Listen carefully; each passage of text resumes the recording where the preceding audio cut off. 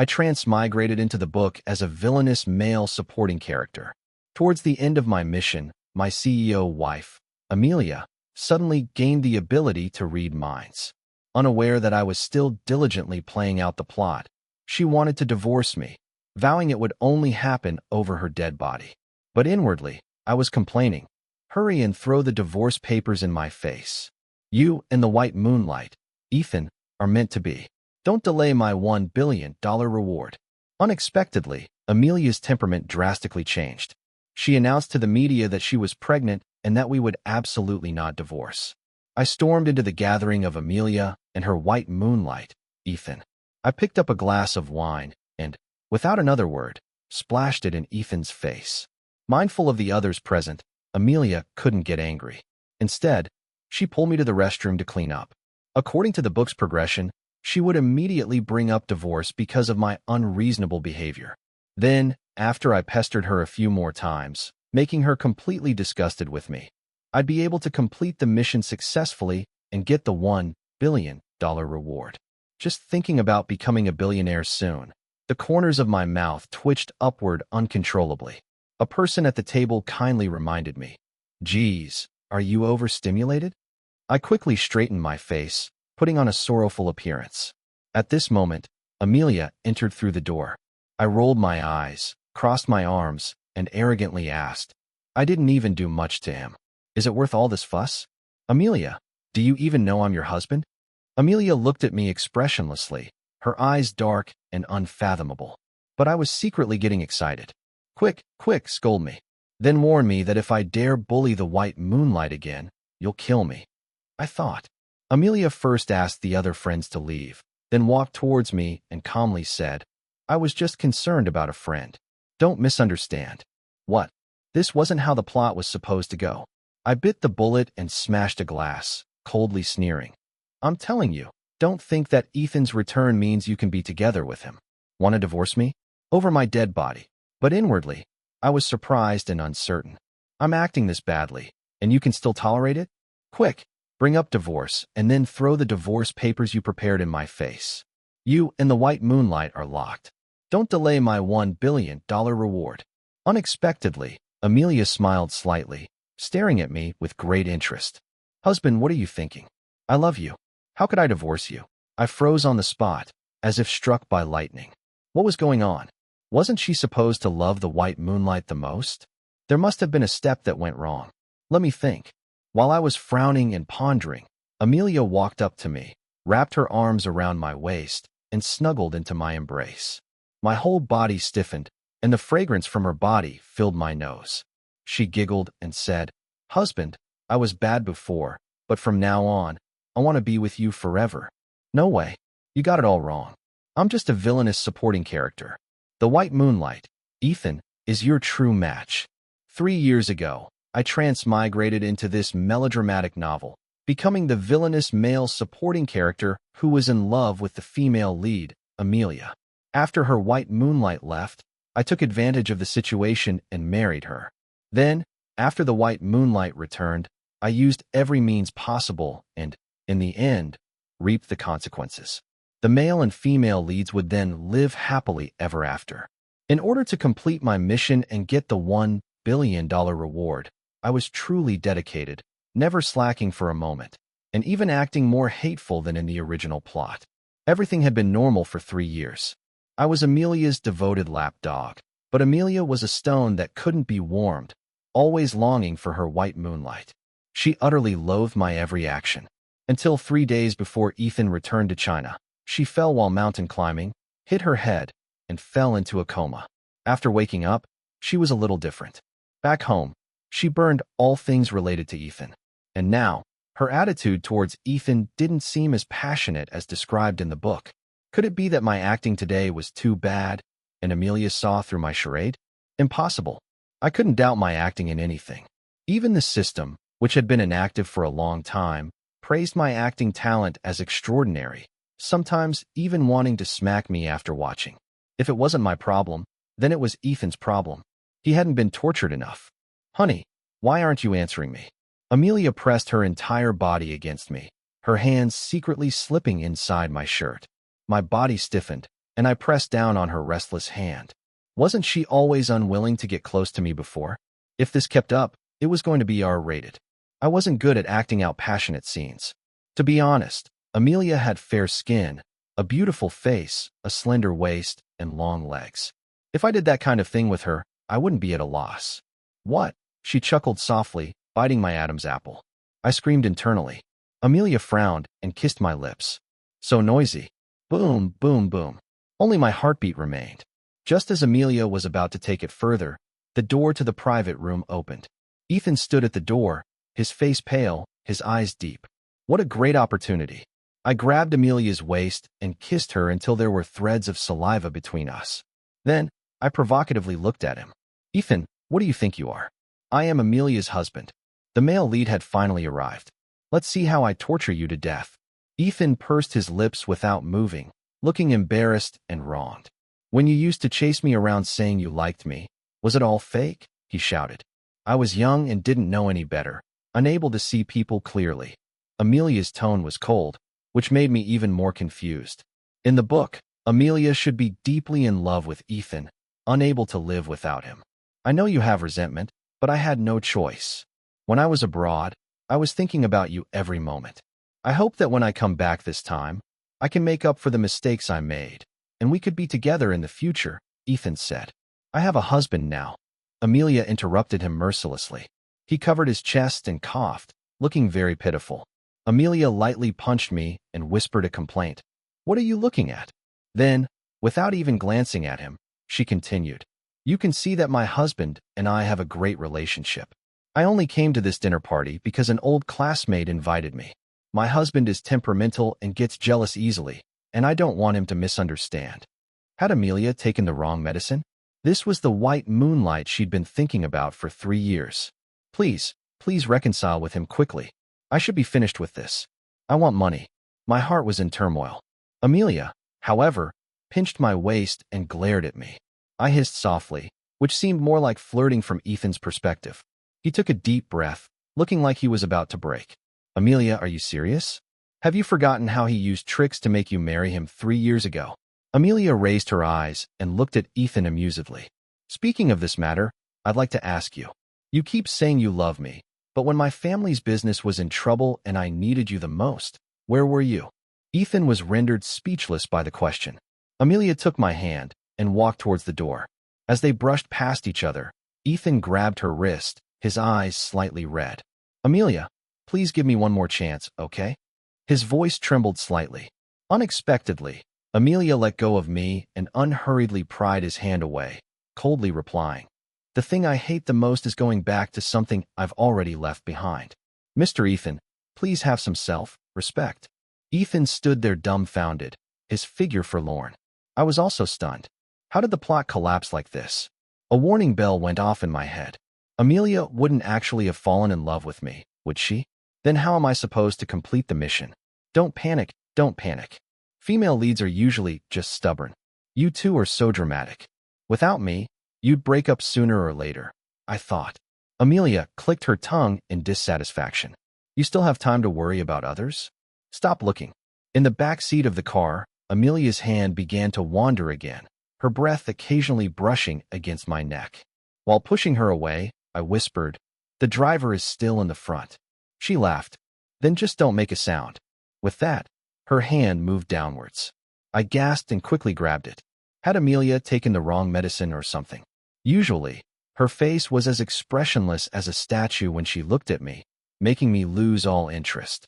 Sometimes I couldn't help but complain about how blind a female lead could be, not wanting a handsome 185 cm guy like me and instead pining for that heartless, ungrateful man. Amelia's expression changed, and then she started acting spoiled towards me.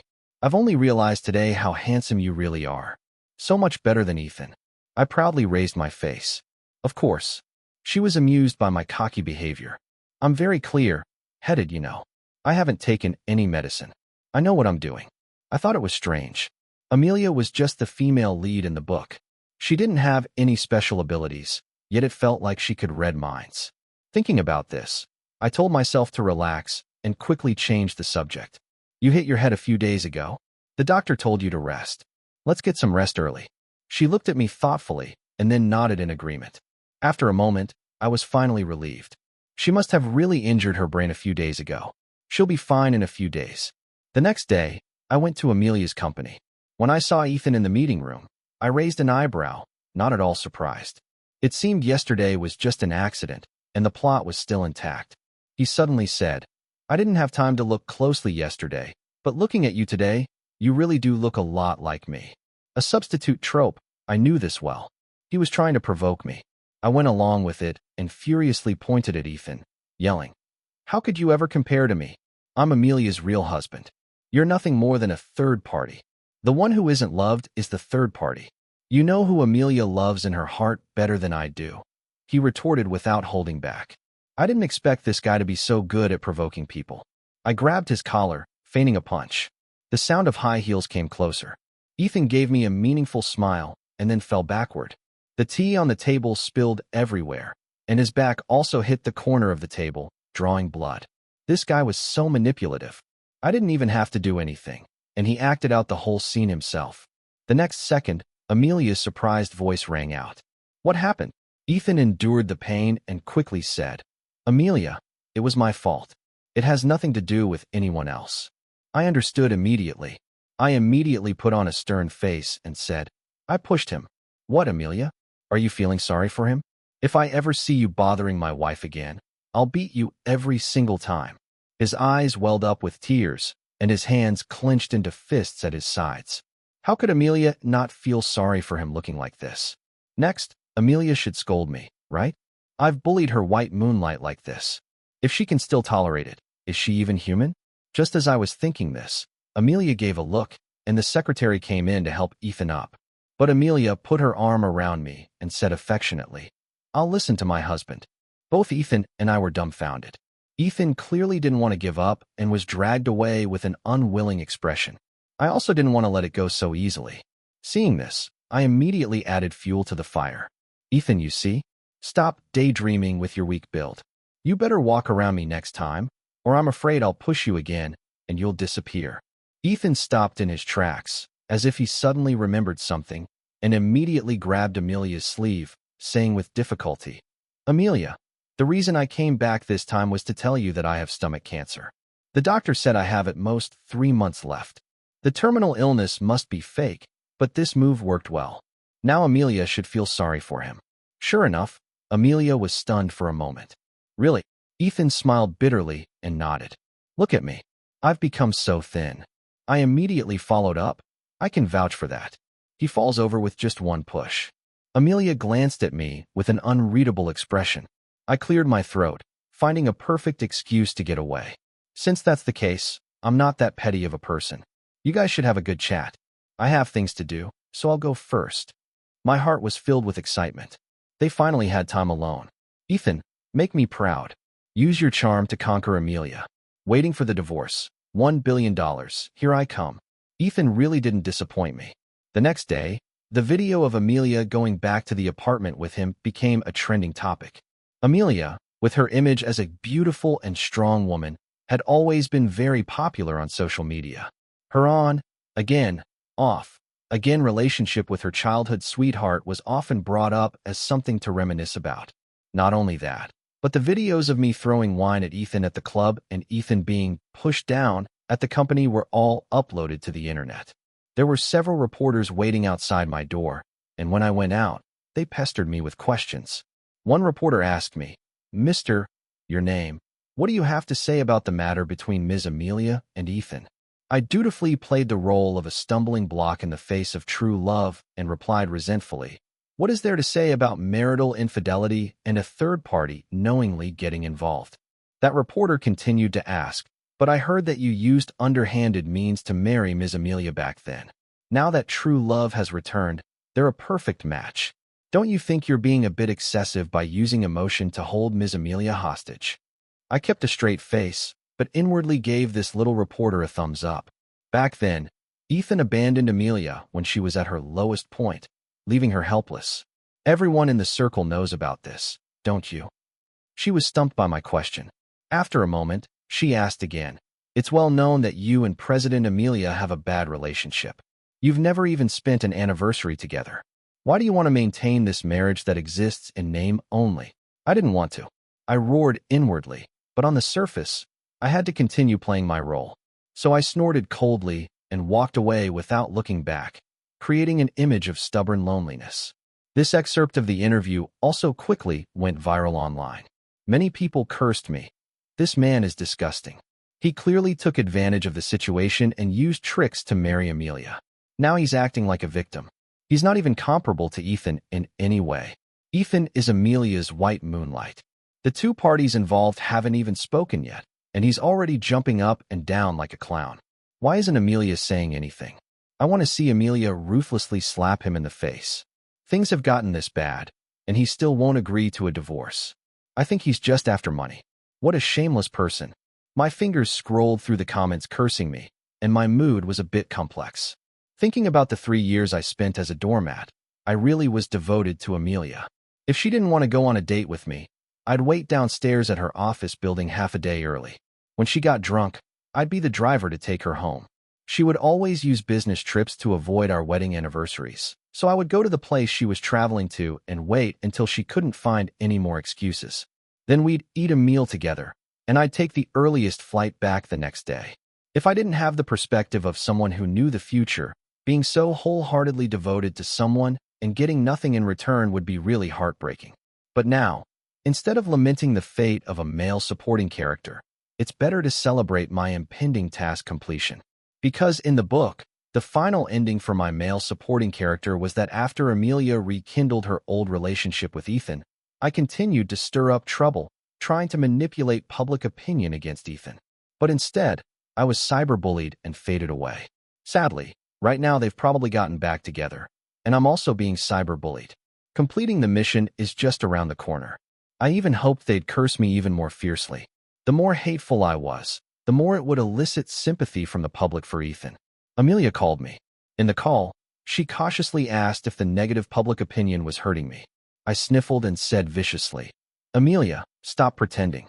Let me tell you, as long as I'm around, that Ethan will always be a dirty little mistress." I could hear Ethan's voice coming from the receiver vaguely. "Amelia, I'm content just to be able to be with you like this." My heart stirred with another wave of excitement. Wow, they're living together already. Ethan's doing all right. Amelia, hurry up and divorce me. My $1 billion reward is just waiting on your divorce papers. Amelia suddenly got angry, her voice rising. Say that again.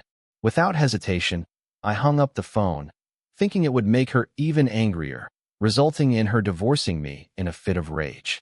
Perfect. But after 3 days, Amelia hadn't come home, let alone talk about divorce. I figured maybe that phone call wasn't enough. I had to step in myself. An idea sparked. I registered a social media account and posted 3 misleading updates. Come on, I'm Jay. Those who want to curse me gather here. Do you think I'll cave to cyberbullying? Bullshit, true love. I'll stick with Amelia for life. Let's see who can outlast who. Ha ha ha.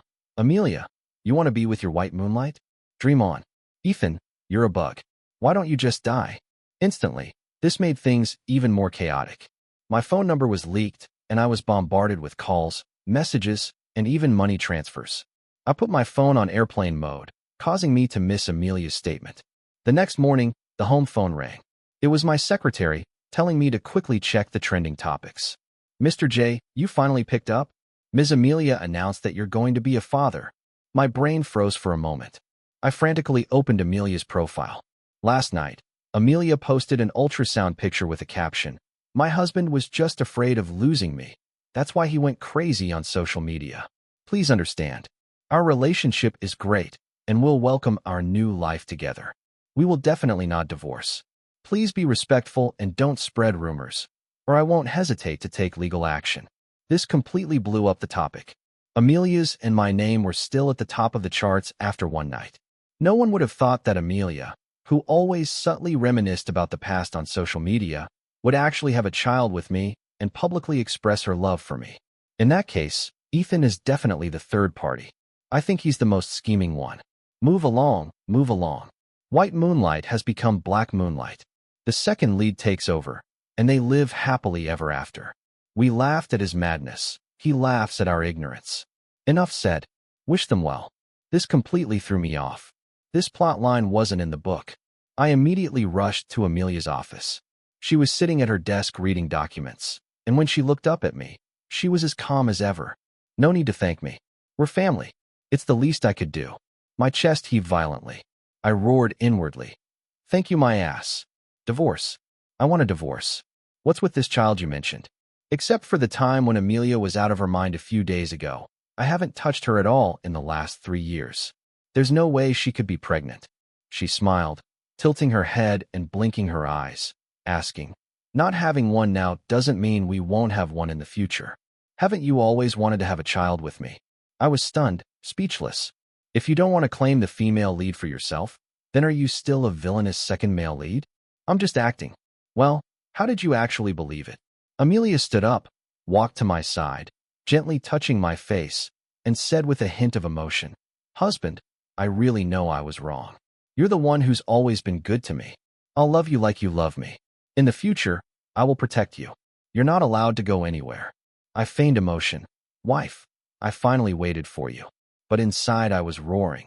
Amelia really fell in love with me. Amelia really fell in love with me. What should I do? What about my $1 billion reward? Is it gone just like that? Just then, a commotion came from the door. Ethan pushed past the secretary's attempts to stop him and burst in. You wouldn't see me, so I had no choice but to invite myself in. Amelia curled her lip and chuckled. What? Not faking a terminal illness anymore. Sigh, this Ethan. If only his acting were half as good as mine. He would have won the beauty long ago. I went out with the secretary, once again leaving them alone together. Success or failure, it all depends on this one try. Just in case, I hid outside the door to eavesdrop. Ethan lowered his head, his hands clenched at his sides, still unwilling to give up. It was wrong of me to lie to you, but I just love you too much. Do you really have a child with Jay? Aren't you supposed to love me the most, Amelia? Amelia didn't give him any face, her tone icy. I think I made myself very clear before. I love my husband, and I want to have his child. Your actions have made me very angry, especially arranging for reporters to smear my husband. If it weren't for our past relationship, you wouldn't even have a chance to stand in front of me. Amelia, is that really how you see me? Ethan forced a smile, his expression aggrieved. It's only been 3 years. You've really changed a lot. You actually believe Jay? Don't you know what kind of person he is? He's been targeting me, and you're still helping him. Don't let him deceive you. Ethan was right. According to Amelia's character setting in the book, she would unconditionally trust Ethan and despise someone as vicious as Jay. So why was Amelia protecting him in every word? Are you done? Amelia pulled out a check, filled it out with a pen, and handed it to Ethan. Do you think I don't know about your little plan? You abandoned me when my family fell into decline. And now, you see my comeback and want to benefit from me? Let me tell you, there's no such thing. Take this $50 million and get lost. What was going on? Wasn't this $50 million supposed to be what Amelia gave Jay when they divorced? Shouldn't he be the one getting lost? Why was it Ethan? Ethan, if you're a man, refuse it. Who would have thought that Ethan really wasn't up to it? He hesitated for a moment and then took it. The next second, right in front of Amelia, he tore the check in half. Amelia, it's okay if you don't believe me. I have a way to make you believe me. He then walked towards the door. Jay didn't have time to retreat and bumped right into him. Ethan's eyes were red as he glared at Jay, his expression indignant. Before Jay could react, Ethan had already run off. After a while, the secretary rushed in to report. It's bad, Mr. Jay. Ethan is on the roof, saying he wants to die to prove himself. Amelia and Jay rushed to the roof. There, Ethan stood at the edge of the terrace, looking like he had lost all hope in life. There were already crowds of onlookers below.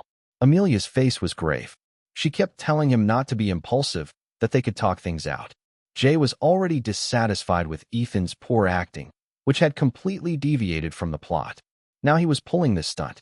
Wasn't he just pushing Amelia further away? While Ethan was trying to appeal to Amelia emotionally, Jay grabbed him and pulled him down. Then, he poured out all his pent-up frustration with a hard punch to Ethan's face. You're playing some pathetic self-sacrificial act. It's unbearable to watch. It's all because you're too incompetent. I can't carry you. I created so many opportunities for you. Why are you so useless? Now look, my $1 billion reward is about to become a pipe dream. It's all because of you, this jinx.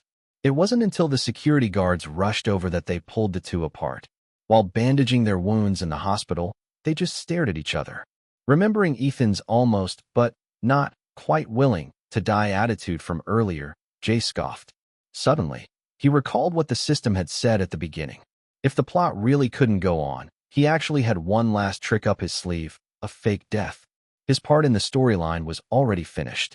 As long as he could exit, the mission would be complete. Amelia had been worryingly fussing over Jay the whole time. Meanwhile, Ethan, unable to bear it any longer, walked away with a dejected expression, his arm in a sling.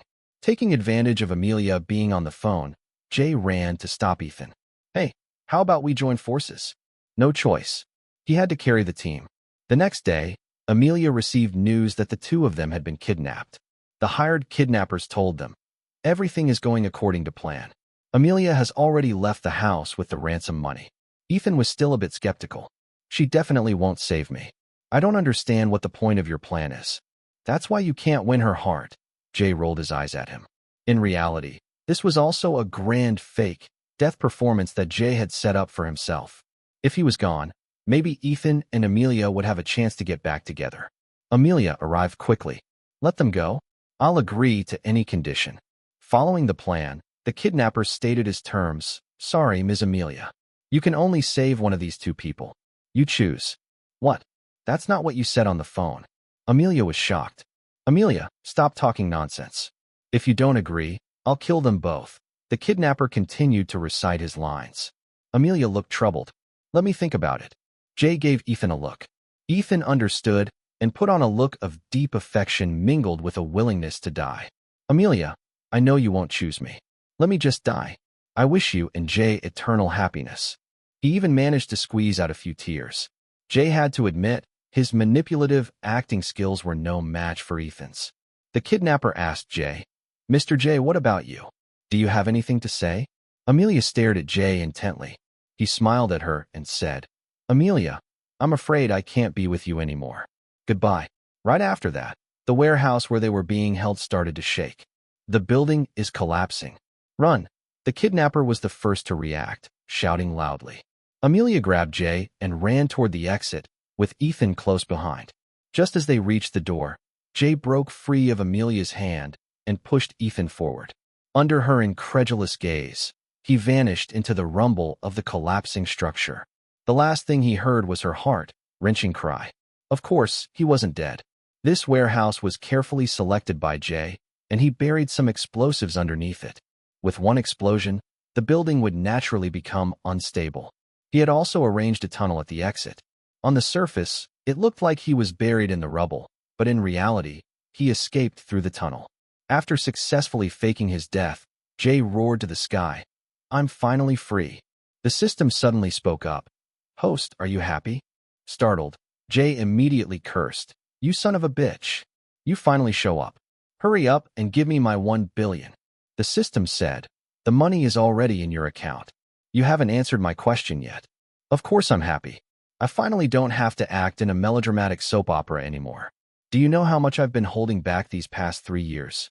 Still, Jay felt a little guilty towards Amelia. After all, he lied to her. But he chose the billion. He comforted himself, saying that normal people would choose this way.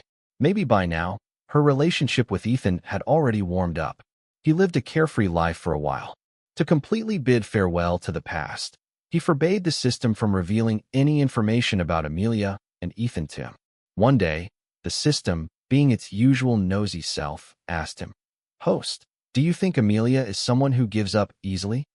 Jay shook his head and sighed. If she gave up that easily, she wouldn't have liked Ethan for so many years. Wait, are you implying something, system? You're overthinking it, host. Jay squinted, lying back on the rocking chair and swinging his feet. I'm completely dead, with no loose ends. Even if Amelia found out, what could she do? The world is so big. Where would she find me? As soon as the words fell, a woman's voice came from behind him. Jay, you were hard to find. I slipped and fell to the ground with a thud. What the hell is going on, you stupid system? Why didn't you notify me? Host, you told me not to say more. After that accident, Amelia searched every inch of the earth but couldn't find your body. She didn't believe you were dead at all and has been looking for you. Amelia walked toward me step by step with a smile. What should I do? Damn it. Did I owe her something in my past life? Was she acting like a female lead should? Otherwise, I'll pretend I don't know her. There are many people in the world who look alike. I was about to speak when Amelia interrupted me. She put a finger to my lips. Are you planning to pretend you don't know me? I advise you to give up on that early.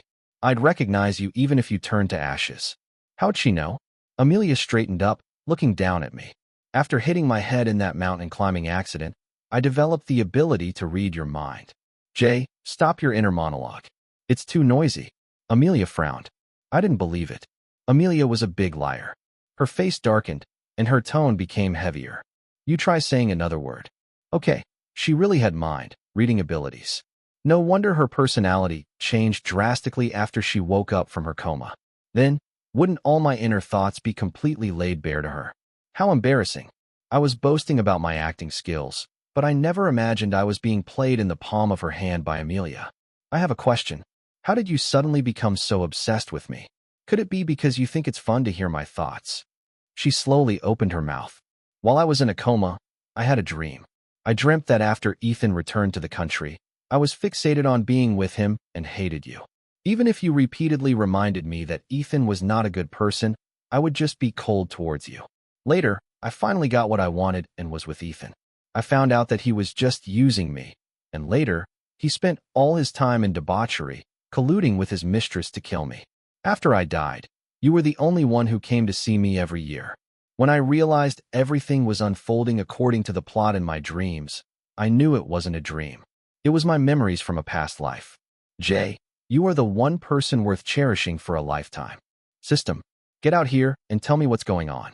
Why is the plot I know different from hers? The system remained silent. Amelia smiled again. Don't look for it. I told it to get lost. Jay, I know no less than you now. You can't beat me. Her determined look was quite attractive. I scratched my head. But I'm just a villainous male supporting character. You should be with the male lead, Ethan. How can I steal a woman from the male lead? The more I said, the quieter my voice became. Amelia's voice grew firm. My life is my own, not something written by someone else. These past 3 years, although I didn't say it on the surface, my heart has been falling for you little by little. I fell in love with you a long time ago, Jay.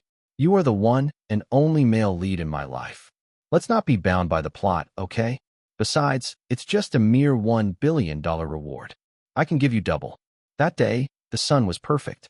Amelia's smile was beautiful, and I nodded without thinking. All right, it's settled then. If you run again, I'll get serious with you. Amelia warned, leaning on my shoulder. My heart was in turmoil again. Amelia gritted her teeth. Are you going to protest again? I quickly started reciting ancient poetry. When I reached the 50th recitation of Thoughts in the Silent Night, Amelia couldn't take it anymore and yelled angrily, Keep reciting. Then she kissed me. I couldn't recite anymore. Between the tangle of our lips, she said, Let's have a child. Later, Amelia and I had a lovely daughter. Sometimes I worry, what if one day that damned system comes back and tells me that I don't belong in this world and takes me away? What would happen to Amelia? Whenever she heard my thoughts, Amelia would always comfort me. Don't worry, husband. No matter where you go, I'll find you. What if the place I go isn't in this world? Then I'll wait for you here. I won't go anywhere. When you come back, I'll recognize you right away. The end.